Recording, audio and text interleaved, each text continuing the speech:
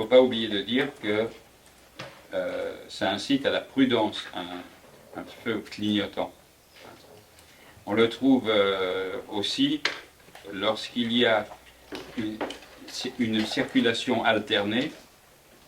Au lieu de mettre le feu vert, on met le feu... Jean est formateur de moniteur d'auto-école. Depuis 2 semaines, il transmet ses connaissances aux 16 nouveaux stagiaires calédoniens du centre de formation de Boulari. Parmi les participants, Marie. Elle découvre par hasard cette formation sur les réseaux sociaux. C'est un métier que j'avais déjà, on va dire, expérimenté au niveau du SMA. C'est un métier qui est très demandé, je pense, en Calédonie.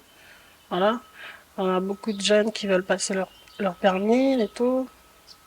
Donc en province nord, c'est la difficulté, c'est l'éloignement des auto-écoles, mais voilà, on voudrait que ça change, quoi. C'est la première formation 100% calédonienne. Au pays, une soixantaine de moniteurs sont répartis dans 32 auto-écoles. Seulement 7 d'entre elles se situent hors Grand Nouméa. L'année dernière, près de 5000 élèves ont passé la conduite, soit un moniteur pour 83 élèves environ. Selon Abdelkader Moumen, la formation répond d'abord à un besoin de qualification.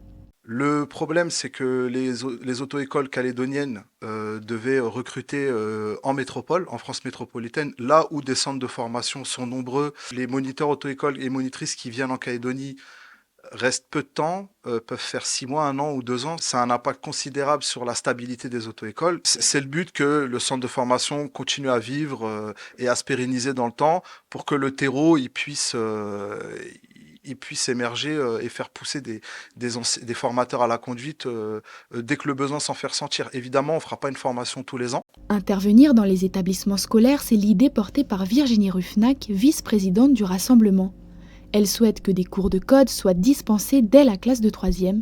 Objectif, sensibiliser les plus jeunes à la sécurité routière et permettre de passer le permis plus tôt et à moindre coût. C'est quelque chose de positif parce qu'on s'installe dans un continuum éducatif.